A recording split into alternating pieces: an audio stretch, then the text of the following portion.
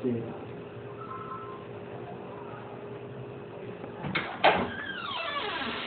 Oh, may bisita ka lang tayo.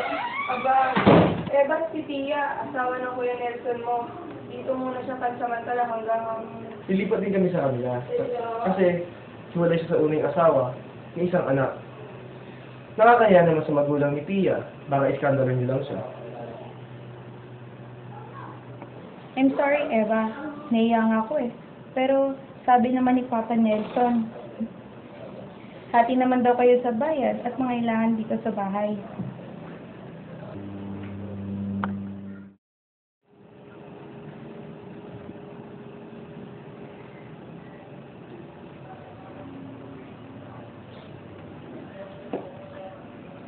Ewan ko ba?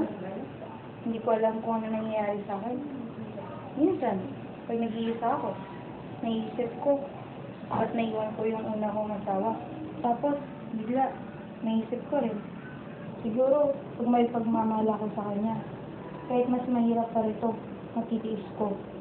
Kay Nelson, naramdaman ko yan. Pero, wala, mahal ko talaga siya. Pero, mahirap. Pero, kahit na, mahirap na maghanap ng lalaki sa panahon ngayon.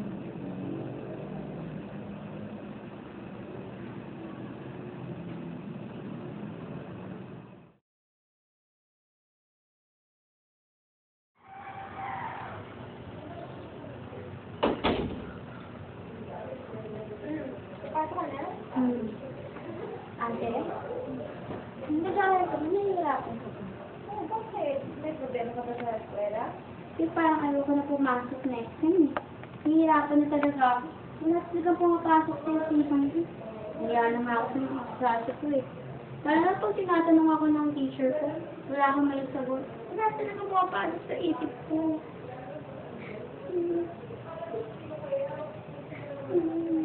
Kaya na nila tayo ang huli ko. Wait lang yan. Ano ba yan? Tignan mo. Tama na. Tignan mo. Umiiyak ka. Ang pangit mo. Hindi na tayo magkamukha niyan. Ayos lang yan.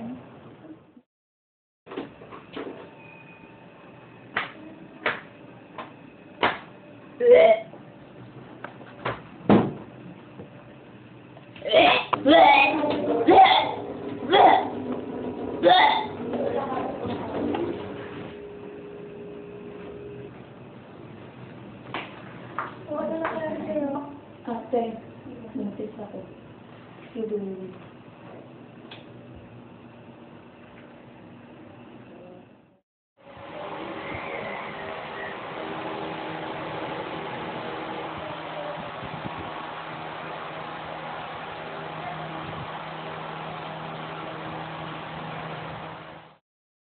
Kaya ko pa itay. Saka magulang ko kayo.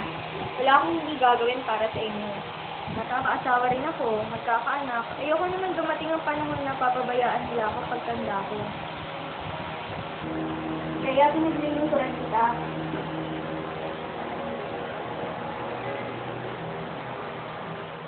Ito na yung pahin nila dito sa ulit. Tapos sila nagbabahay-bahay. Kita mo nga pala si Kuya Bong. Ay kasama. Napabigay niya nga pala sa ito invitation na kasal niya.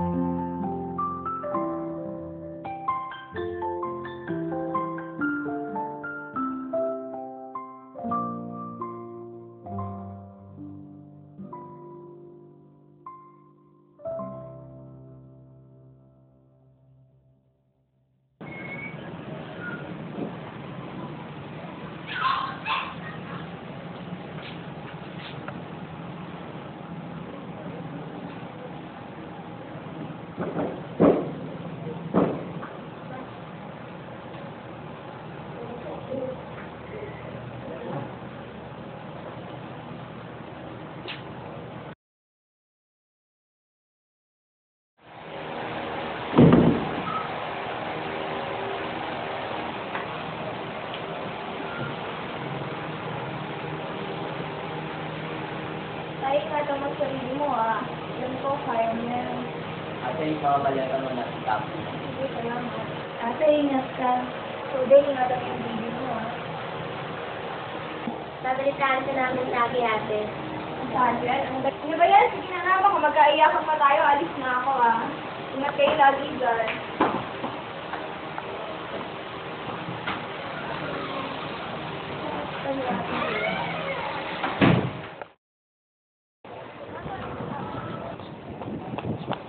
Kuya Bong! Nabibigay ni Ate Eva sa'yo.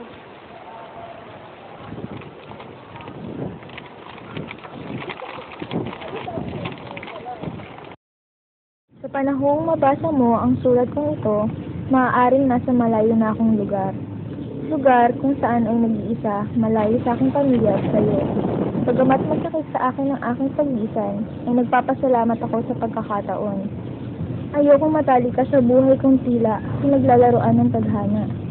Huwag kang mag-alala, magiging maayos din ang lahat. Naniniwala ko na isang araw, ngingiti din sa akin ng tadhana. Nagpapasalamat ako sa pagmamahal na binigay mo.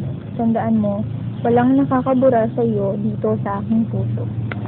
Nagmamahal, Eva. Siya nga pala, ako ang nilang ng first baby niyo, ha?